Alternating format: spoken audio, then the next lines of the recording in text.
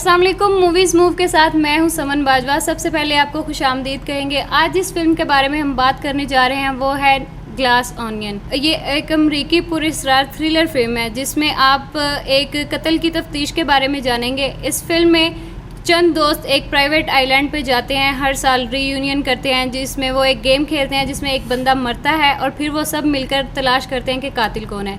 लेकिन इस दफ़ा कुछ अलग ही हुआ जब वो आइलैंड पे जाते हैं और एक बंदा हकीकत में मर जाता है। तो इसकी तफ्तीश के लिए वो लोग बुलाते हैं मिस्टर ब्लैंक को, जो कि एक डिटेक्टिव हैं। तो इस फिल्म के बारे में मज़ीद जानने के लिए चलते हैं अपने एक्सपर्ट्स के पास, बुशरा और मोहत्तर के पास। अस्सलाम वालेकुम बुशरा और मोहत्तर, कैसी हैं आप? वालेकुम अस्सलाम, अल्हम्दुलिल्लाह। आप कैसी हैं? अल्हम्दुलिल्लाह। सबसे पहले बुशरा, मैं आपसे पूछना चाहूँगी कि आप फिल्म के बारे में थोड़ा सा बताएं, इस फिल्म की कहानी के बारे में। अच्छा, ग्लास ओनियन एक मर्डर मिस्ट्री है बिल्कुल। जिसमें असल में ये होता है कि वो कुछ दोस्त होते हैं जो कि एक आइलैंड पे जाते हैं। वो आइलैंड भी उन्हीं की एक दोस्त की प्रॉपर्टी होती है जिसका नाम माइल्स है। वो लोग उस आइलैंड पे जाते हैं, वो सारे अपनी बिजी रूटीन में से कुछ टाइम निकाल के जाते हैं, उधर जाके थोड़ा फ़न करते हैं, थोड़ा फ्रेश होते हैं और फिर वापस अपने कामों पर आ जाते हैं। उसमें ये है कि वो हर साल जब भी आइलैंड में जाते हैं तो उन्हें एक गेम ज़रूर खेलनी होती है कि किसी एक को मर्डर कर होता है और क्लूज़ छुपे होते हैं, सबने ढूंढना होता है कि कौन मर्डरर है, और जो ढूंढ लेता है वो जीत जाता है। लेकिन इस दफ़ा जब वो लोग उधर गए थे तो ऐसा होता है कि जो मर्डर होता है ना वो असल में ही मर्डर हो जाता है, वो इंसान वाकई में मर जाता है। और एक अलग सी चीज़ होती है कि इन सब दोस्तों में एक डिटेक्टिव भी मौजूद होता है। इस दफ़ा उनने एक डिटेक्टिव को भी बुलाया होता है और किसी को भी नहीं पता होता कि उस डिटेक्टिव को क्यों बुलाया गया है। ये बहुत आगे जाके पता चलता है कि दोस्तों में से ही एक दोस्त ने डिटेक्टिव को बुलाया था। प्लस एक और चीज़ ये होती है कि उन दोस्तों में से उनकी एक दोस्त होती है जनेल, जो कि बड़े अरसे से इन सब से कट ऑफ हो गई होती है और वो इनके किसी भी इवेंट में नहीं आती होती, ना ही आइलैंड पर आती होती है, लेकिन इस दफ़ा वो भी आती है। तो इन सबको इस चीज़ की बहुत हैरानगी होती है। फिर मूवी में बहुत आगे जाके पता चलता है कि जनेल का असल में पहले ही मर्डर हो चुका है। जो उधर आई है वो हेलन है, जनेल की जुड़वा बहन, उसकी हम शक्ल बहन, और जो डिटेक्टिव है वो भी असल में हेलन के साथ ही आया जनेल के मर्डर को ढूंढने। तो ये एक बड़ी इंटरेस्टिंग सी मूवी थी, बड़ी फन सी मूवी थी और it was about a murder mystery in short.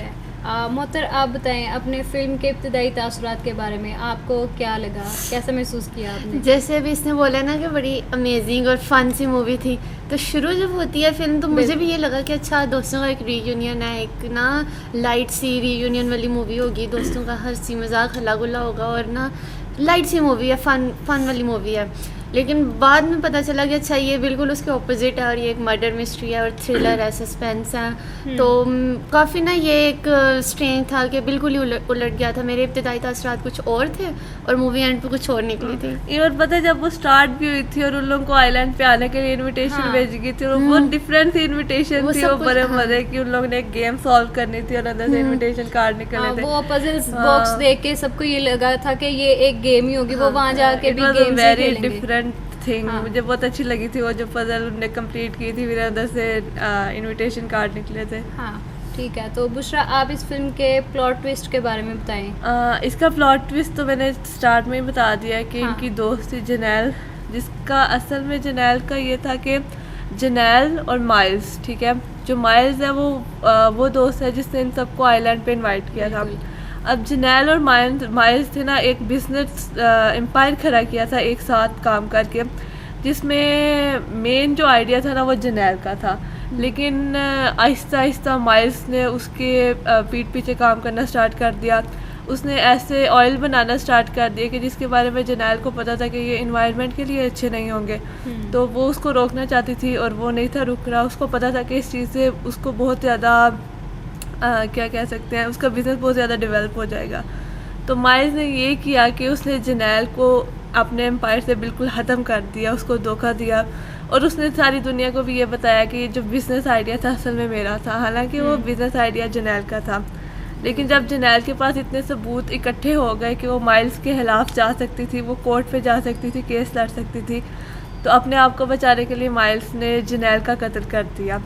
अब इसका जो प्लॉट ट्विस्ट था वो ये था कि सबको लगा था कि आइलैंड पे जनेल है, लेकिन असल में आइलैंड पर जनेल नहीं थी, उसकी हम शक्ल बहन हेलन थी।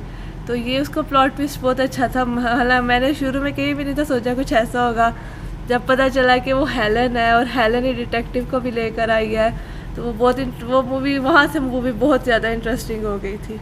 अच्छा मोहतर, इसी से एक इंटरेस्टिंग सा क्वेश्चन है आपसे कि आपने इस फिल्म से दोस्ती के बारे में क्या सीखा? अच्छा, फिल्म ना एक्चुअली पूरा एक कॉम्प्लेक्स प्लॉट है, दोस्ती का भी, मर्डर का भी, और सस्पेंस और फन सब चीज़ों का। लेकिन इसका मेन आइडिया वही कि लेसन इसमें मेन यही है कि दोस्ती के बारे में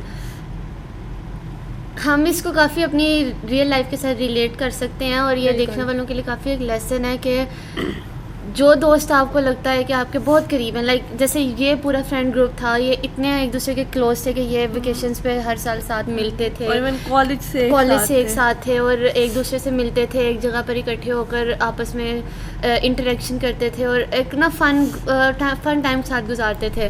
तो ये क्लोज फ्रेंड्स की ये निशानी होती है कि वो इस तरह साथ टाइम गुजारते हैं। लेकिन इस सब के बावजूद भी वो आपस में एक दूसरे के, उनके दिलों में इतना नफ़रत और इतना सब कुछ था कि वो एक दूसरे के मारने तक आज गए थे।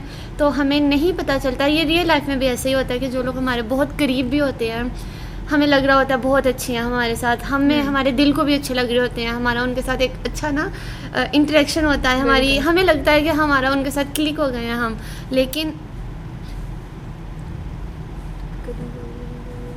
लेकिन ज़रूरी नहीं है कि वो हमारे साथ हमेशा वही बहुत अच्छे हों। जैसे इसमें था कैंडी वाला था कि वो माइल्स और कैंडी की अच्छी दोस्ती सब कुछ था, लेकिन एंड पे जाके पता चला कि अच्छा वो उसको हरास करता था, वो उसको तंग करता था, वो उसके साथ बुरा था, और जिसका कत्ल हुआ था वो चीज़ भी कि वो आपस में अच्छे दोस्त थे, वो उसके साथ वेकेशन गुजारने आया था लेकिन वो उसका दोस्त नहीं था, उसने उसको मार दिया। तो हमारी रियल लाइफ में भी, जैसे पहले हमने पिछले रिव्यू में बात की थी हैरी पॉटर से भी, हमें यही उस मूवी से भी हमने यही देखा कि ज़रूरी नहीं है कि जो हमारे साथ अच्छे होते हैं वो हमारे साथ हकीकतन अच्छे हों, उन दिलों का हमें नहीं पता होता। लेकिन इसमें ये चीज़ भी सीखने को मिलती है कि जो धोखा दे रहा है, जो हमारे साथ बुरा कर रहा है, उसको फिल वक्त लग रहा होगा कि मैंने ना इनको नीचा दिखा दिया या मैंने इसको धोखा दे दिया और किसी को पता नहीं चला, उसका कोई मकसद होगा तभी वो धोखा दे रहा है। लेकिन हमें ये चीज़ इसमें सीखने को मिलती है कि झूठ के धोखे के पाँव नहीं होते, और जो जैसा कर रहा होता है एक ना एक दिन घूम कर उसके पास में सब कुछ आ जाता है और उसका पोल भी खुल जाता है, उसके बारे में सबको पता भी चल जाता है और उसके साथ उससे ज़्यादा बुरा भी हो जाता है। तो ये चीज़ है इसमें एक ये भी चीज़ है कि जैसे इनका सारा एक फ्रेंड्स ग्रुप था, तो जैसे जनेल को माइल्स ने अलग किया तो फाइनेंशियली तो सारा बिजनेस एम्पायर माइल्स के पास आया था, तो इन सब दोस्तों ने जनेल को भी छोड़ दिया क्योंकि उनको पता था कि सारा पैसा माइल्स के पास है, एक वेल डेवलप्ड पर्सनैलिटी उसकी है, दुनिया उसको जानती है, तो ये सारे माइल्स के साथ थे। हालांकि इन सबको अंदर कहीं ना कहीं सब कुछ पता था। इवन जब वो बिज़नेस आइडिया डेवलप भी हुआ था तो ये सारे उधर थे, सबको पता था कि वो आइडिया असल में जनेल का था, लेकिन इन सब ने माइल्स को चूज़ किया। और माइल्स भी फिर ऐसा दोस्त था कि उसको पता था इन्हें मेरा इतना साथ दिया, लेकिन जब उसने देखा कि ड्यूक को पता चल गया कि असल में जनेल का कत्ल हो गया हुआ है और इसने किया है, तो उसने एक सेकंड के लिए भी नहीं सोचा और ड्यूक को मार दिया। तो ये भी एक चीज़ है कि हमें पता नहीं चलता कि हमारे सामने वाला इंसान कैसे है और उस इंसान को कदर नहीं होती आपकी कुर्बानियों की। अच्छा, इसमें एक ये चीज़ भी है कि जैसे अभी बुशरा ने बात की कि सब दोस्तों को पता था, कहीं ना कहीं उनके अंदर ये बात पता थी कि कौन गलत है और कौन सही साइड पर है, फिर भी उन्होंने उस चीज़ को सपोर्ट किया गलत होने के बावजूद, जो उनको कहीं ना कहीं फ़ायदा दे रही थी, जैसे माइल्स का पैसा। तो जितने भी अच्छे दोस्त होते हैं हमें ये चीज़ सीखनी चाहिए कि एंड ऑफ द डे आपकी फैमिली सबसे आगे होती है, जो आपको कहीं ना कहीं सपोर्ट करती है। जैसे हेलन आई थी, उसकी बहन, जैसे एंड तक उसकी बहन थी जो उसको सपोर्ट कर रही थी और जो उसके लिए लड़ने भी आई थी। इसके अलावा उसके दोस्तों ने तो उसको छोड़ दिया था, जैसे बुशरा ने बात की। दोस्ती की आड़ में मोहब्बत का जो एक इसको क्या कहते हैं, उसका मतलब एक मिसाल जो थी वो फिल्म के शुरू में ही नज़र आई थी, जब वो हेलन आती है और उनमें से एक दोस्त उसको ऊंची आवाज़ में खुश आमदीद भी कहती है, लेकिन मुंह में ही उसको गाली भी दे देती है। हाँ, बिल्कुल ये नज़र आता है कि कौन आपका दोस्त है, वो सारा आपके कहीं ना कहीं से नज़र आ जाता है कि कौन आपका दोस्त है और कौन आपका दोस्त नहीं है। बुशरा, आप बताएं कि आपको through out the movie murder कौन लगता रहा है? मुझे थ्रू आउट द मूवी ना मर्डर माइल्स ही लग रहा था। जैसे कि शो के स्टार्ट में हमारी बात हो रही थी, आपने बोला उसकी शक्ल ही ऐसी थी, वो मर्डर लग रहा था। तो मुझे भी थ्रू आउट द मूवी माया ही लग रहा था, उसकी चीज़ें भी बहुत सस्पिशियस थी कि आहिस्ता आहिस्ता समझ आ रही थी कि उसका हर एक के साथ ही कोई ना कोई मसला है। प्लस उसका वो आइलैंड था तो ऐसा मुमकिन नहीं था कि उसकी मौजूदगी में किसी का कत्ल हो जाता। तो मुझे थ्रू आउट द मूवी वही कातिल लगा और एंड पर भी वही साबित हुआ। एक तो उसकी शक्ल ऐसी थी कि उसकी शक्ल देख के बंदे को लगता था कि ये इसमें कोई बात है, ये थोड़ा मशकूक बंदा है। और दूसरा जब वो डिटेक्टिव वहाँ पे आता है और वो पूछता है कि मैंने तो आपको नहीं बुलाया, आप कैसे आ गए, तो वहाँ से भी थोड़ा सा लगता है कि अगर इसने नहीं बुलाया तो फिर ये मतलब इसको है कि मैंने बुलाया नहीं है तो ये कुछ करने वाला है कि मेरे। ये भी कि उसको पता था कि मेरे बुलाए बगैर या मेरी मतलब मेरे इल्म में लाए बगैर यहाँ पर कोई मेरे आइलैंड पर आ नहीं सकता। हाँ। तो अगर ऑब्वियसली अगर उसके इल्म में लाए बगैर कोई वहाँ पे पहुँच नहीं सकता तो मर्डर भी उसी को होना था, क्योंकि उसको अगर वो खुद ना भी होता तो उसको पता होता कि कौन मर्डर है। अच्छा, अब आप दोनों से मैं पूछना चाहूँगी कि आप फिल्म की एंडिंग से सेटिस्फाई हैं, कैसी लगी आप दोनों को? मुझे उसकी एंडिंग सेटिस्फाइड लगी थी। एक चीज़ जिसने मुझे बहुत शॉक किया पता है, एंड पर आके उन लोगों ने दिखाया था कि माइल्स ने हेलन को भी शूट कर दिया और हेलन मार गई। मेरे लिए वो चीज़ बहुत डिसअपॉइंट थी। मेरे साथ अक्सर ऐसा कुछ हो रहा, मैं वो चीज़ बंद कर देती हूँ, मैं कहती हूँ मैंने देखनी नहीं। लेकिन फिर मैंने सोचा कि चलो अब स्टार्ट किया, थोड़ी सी रह गया, देख लेती हूँ। वो हेलन मार गई, मुझे बहुत दुख हुआ कि उसको भी मार दिया, उसकी बहन भी मार गई, अब क्या होगा। लेकिन वो बाद में पता चला कि ये सारा कुछ डिटेक्टिव ब्लैक का किया था। उनने हेलन को कहा था कि तुम ऐसे एक्ट करना, तुम मार गई हो और इन सबको भी लगेगा कि तुम मार गई हो, लेकिन असल में वो जिंदा थी। तो मेरे लिए ये चीज़ सेटिस्फाइड थी कि हेलन जिंदा थी। और उसकी एंडिंग में ये हुआ था कि वो जो सारा आइलैंड था, सारा ग्लास ओनियन था, वो ब्लास्ट हो गया था। और उस ब्लास्ट से ये वाकई साबित हो गया था कि जरनैल ने सही कहा था कि ये ऑयल ठीक नहीं है। उस ग्लास ओनियन में भी वही ऑयल मौजूद था और उसी ऑयल की वजह से वो सारा ग्लास ओनियन जो है वो ब्लास्ट हो गया था। और सबसे बड़े की चीज़, जो मोनालिसा की पेंटिंग माइल्स को बहुत पसंद थी, वो भी ब्लास्ट हो गई थी। और उसको असल में ज़्यादा दुख भी इस चीज़ का हो रहा था कि मेरी मोनालिसा वो पूरा ग्लास ओनियन जा रहा था लेकिन माइल्स बस कह रहा था माई मोनालिसा। तो वो भी एक बहुत मज़े की चीज़ थी। मतलब पूरी मूवी अच्छी थी और इसकी एंडिंग मेरे लिए बहुत सेटिस्फाइड थी और बहुत फन भी सेटिस्फाइड थी, क्योंकि सिंपल सी बात कि एंडिंग में सच की जीत हुई थी।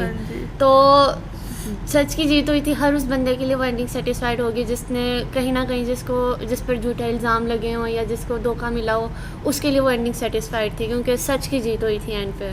आप एक झूठ छुपाने के लिए 100 झूठ बोलते हैं। एक झूठ छुपाने के लिए उसने अपने दोस्तों को बुलाया, उनको ये दिखाने के लिए कि मैं तुम लोगों का बड़ा सगा हूँ, ये सारा कुछ दिखाने के लिए। लेकिन एट द एंड उसका सच सामने आ ही गया कि असल में यही था जो भी था।